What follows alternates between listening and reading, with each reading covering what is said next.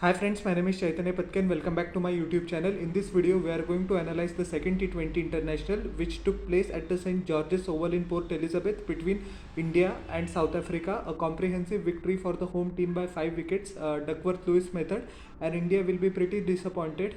They actually had this match in their grasp in the first innings, but were unfortunate not to put up a big score. And the result was that we lost the game, which we should have won. Actually, India started very badly. The toss was won by South Africa and they chose to bowl first. That is the trend in T20s around the world. Yashasvi Jaiswal and Shubman Gill, both the openers were out for a golden duck. Uh, Jaiswal tried to cut Marco Jansen. David Miller took a fine catch at point, and Shubman Gill was also plumb LBW the very second ball he faced. But Tilak Verma and Surya Kumar Yadav stabilized the innings in the middle order with a partnership of more than 50 runs. Verma eventually scored 29 of 20 deliveries with one massive 6 and 4 boundaries. He was eventually undone by a short delivery from Gerald Kotze with Marco Jansen taking a fine catch. He must be disappointed that he missed out. Surya Kumar Yadav displayed his all-round prowess once again, despite the fact that we were in big trouble because we lost the openers. First of all, he stabilized the innings, and then the Surya came out, which we all know, 56 of 36 deliveries, three massive sixes, two over the leg side and one uh, inside out shot, and five fours. He strike rate was 155.56, which is pretty excellent given the fact that first of all he had to rebuild and then attack. But then came Rinku Singh and he took all the cream away from the innings. 68 of just 39 deliveries, 2 sixes, 9 fours. He particularly took a liking to Aiden Markram as well as Tabrish Shamshi, smashed them all round the park. Good thing is that as we know that his go-to area is over mid-wicket, but he hit the ball towards the side screen as well. He is now preferring to play straight to maximize his shots. He played excellently well through the offside as well. As we know that his leg side game is pretty compact, and it is where he scores most of the runs. But in this game he actually rotated the strike as well in between. His strike rate was a massive 174.36. He was eventually not out. Jitesh Sharma unfortunately couldn't make a difference in this game. Just one of three deliveries. Aiden Markram took his wicket with Tristan Stubbs taking a fine catch in the deep. But we cannot blame Jitesh Sharma. He was just trying to accelerate the situation. Ravindra Jadeja played a useful cameo lower down the order. 19 of 14 deliveries with 1 4 and 1 6. He was LBW to Gerald Kotze in the penultimate over of the game, and Ashdeep Singh wickets were taken by Kotze as well, with Andile Fekulwaya taking a simple catch in the deep. Seven extras were considered by the South African batsmen. Bowlers, I beg your pardon, in 19.3 overs, India scored 180 for 3.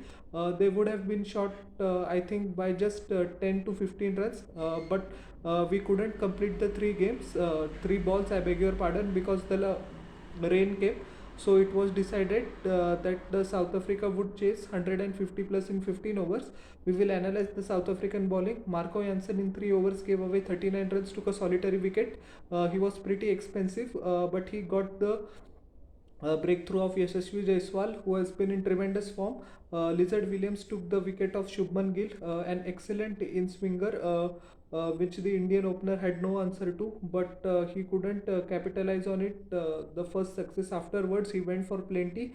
Kotze in 3 overs gave away 32 runs but took 3 wickets towards the end. So I'll take that figures all day. Felukwaya was pretty expensive. He was all over the place. He couldn't adjust his length, nor could find the length, and his speed was also up and down. A day to forget. 3 overs, 29 runs. Tabrish Shamshi was eventually awarded the man of the match because he controlled the middle overs pretty well, despite the fact that Rinku Singh and Surya Kumar Yadav were in the midst of their onslaught. He 18 runs in 4 overs. The Tabriz Shamsi's career has seen many crests and troughs, up and downs, because one game he is brilliant, the next game he is average. So hopefully this performance will give him the confidence to carry out in the future, that he is a good bowler and better performances are yet to come.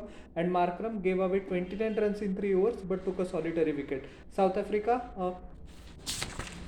The target for South Africa was 150 in 15 overs at 10 runs per over.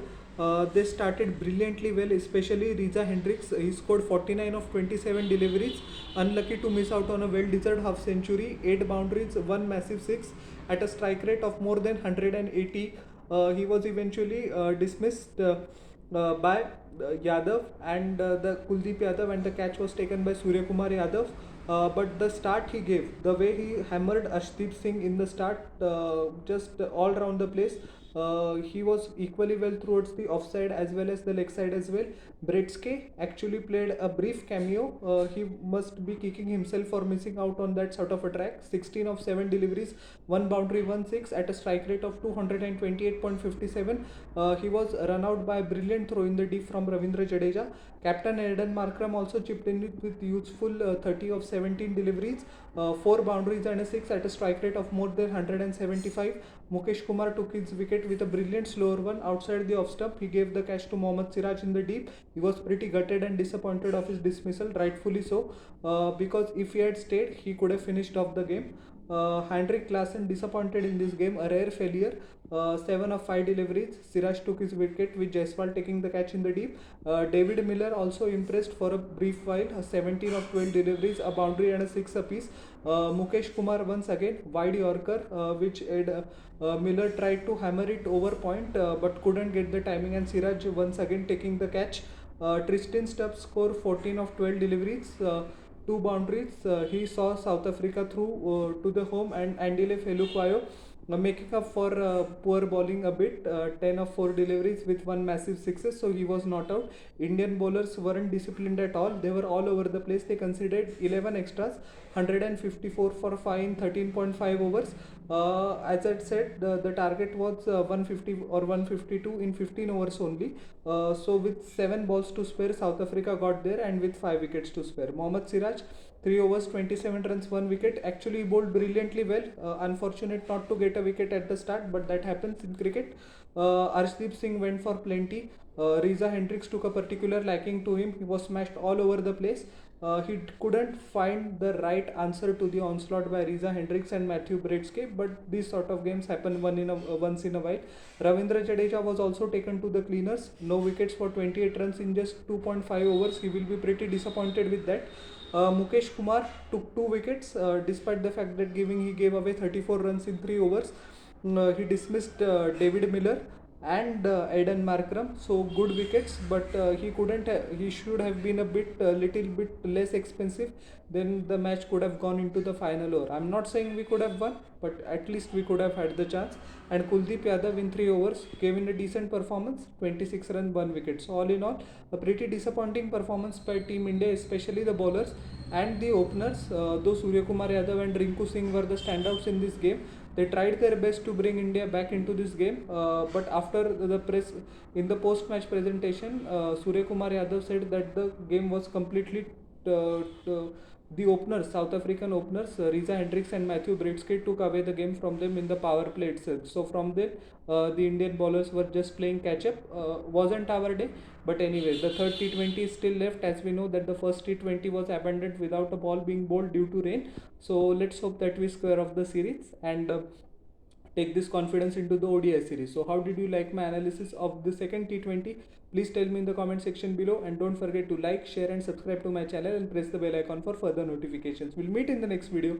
Till then everyone, bye, and I once again humbly request to you all, please subscribe. Thank you.